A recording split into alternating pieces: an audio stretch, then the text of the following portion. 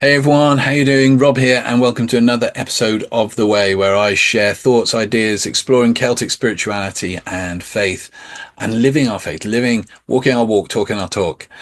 Before I continue, make sure you subscribe and visit the website for more articles about all the stuff I love. www.ancient-whispers.co.uk. So what are we looking at today, I hear you ask? Well, today we're looking at the truth that transforms, walking the path, not just studying the map.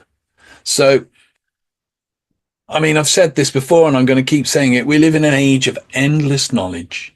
Answers are at our fingertips, available at any moment. And we consume books, bit of an addiction myself, podcasts, documentaries, discussions, all in the pursuit of this greater understanding.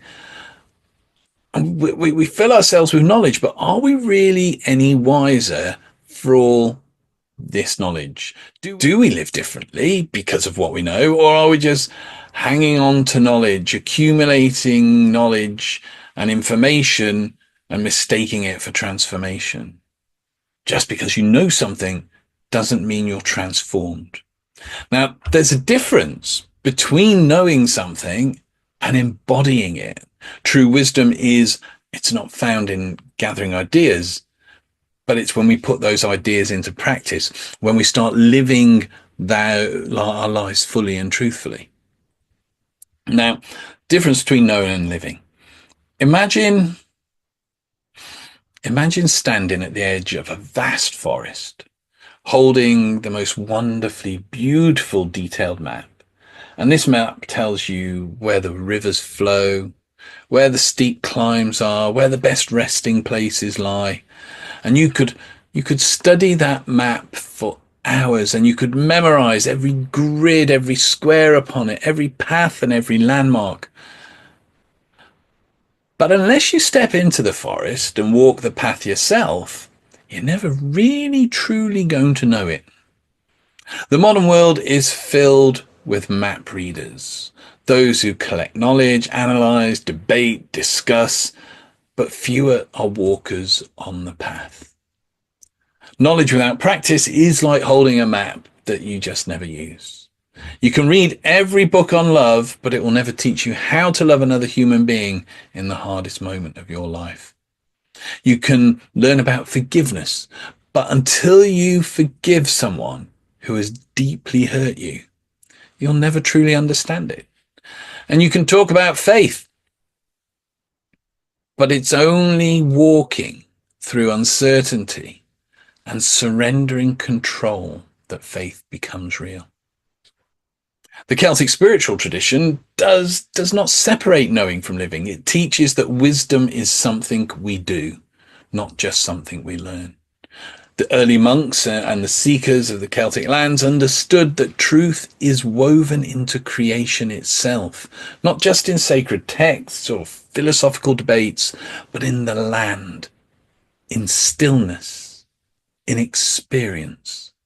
They learned truth from the waves against the shore, the turning of the seasons, the way the fire gives warmth, but also destroys. For them, faith was not an abstract concept. It was a lived reality, something as real as the wind on their faces or the ground beneath their feet. And we see that echoed in the prayers from the Celtic saints and from that time. This is why many of them became wanderers, setting out without a destination, trusting that the path itself would shape them. They did not just talk about trusting God. They walked into the unknown and they lived it. Their wisdom can be summed up in a simple but radical question. Is your faith something you know or something you live? The modern search for meaning, well, today we're drowning in more information than ever before. We consume podcasts, self-help books, spiritual teachings and courses, yet anxiety, burnout, disconnection are at an all-time high. Why? Because information does not equal transformation. Many of us mistake learning about something for becoming it. We believe that we just read more, study more, we'll become wiser. If we just listen to the right voices, we'll be more grounded. But the truth is not found in more information. It is found in how we embody what we already know. We know that being present is important, yet we spend our days distracted. We know that rest is necessary, yet we push ourselves to exhaustion.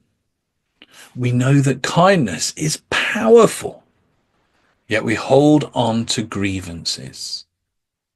So the real challenge is, it's not learning more. It's living what you already know. And why? Why do we resist living the truth?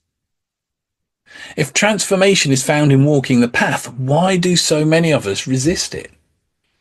Because living truthfully requires surrender. It requires letting go of control rather than clinging to certainty. It requires risk because real wisdom is often uncomfortable. It requires humility because it means admitting we have to change. It's easier to talk about truth than to let it shape us. It's easier to study love than to practice it when it's hard. But wisdom is not gained in comfort. It is gained in stepping forward when we don't have all the answers. How do I begin to walk this path, I hear you say? Well, if we want to shift from knowing truth to living it, we must make it part of our everyday lives. So here's a few ideas on ways that you can do that. Number one, slow down, listen. The Celts believe that truth is not just learned, it is discovered in stillness. So spend time in silence each day. Listen to the quiet wisdom that already exists inside you. Notice where truth is already present in your life.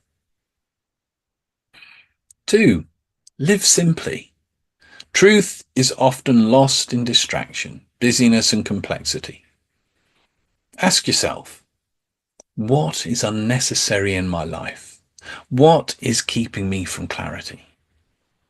Let go of excess noise, whether it's too much media, too much social media, too many opinions, too many commitments.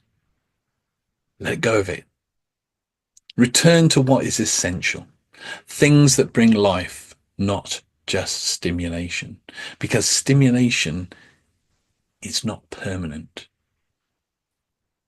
But when we learn to live fully, when we focus on things that bring life, that becomes eternal.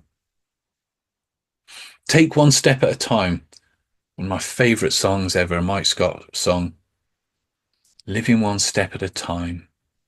Putting one foot in front of the other sure feels fine. Transformation does not happen all at once. It happens in small daily doses. Instead of trying to change everything, choose one thing you know is true and live it just for today. If you know rest is important, commit to resting fully without feeling guilty about it.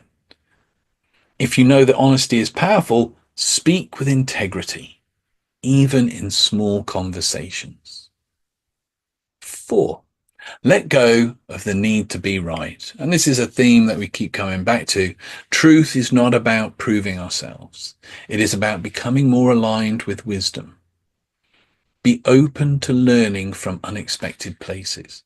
Practice deep listening rather than preparing a response.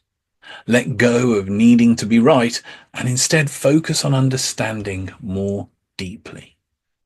Trust that the path will shape you. The early Celtic wanderers stepped into the unknown, trusting that walking would teach them what they could not learn by standing still. You do not need to have all the answers before you begin.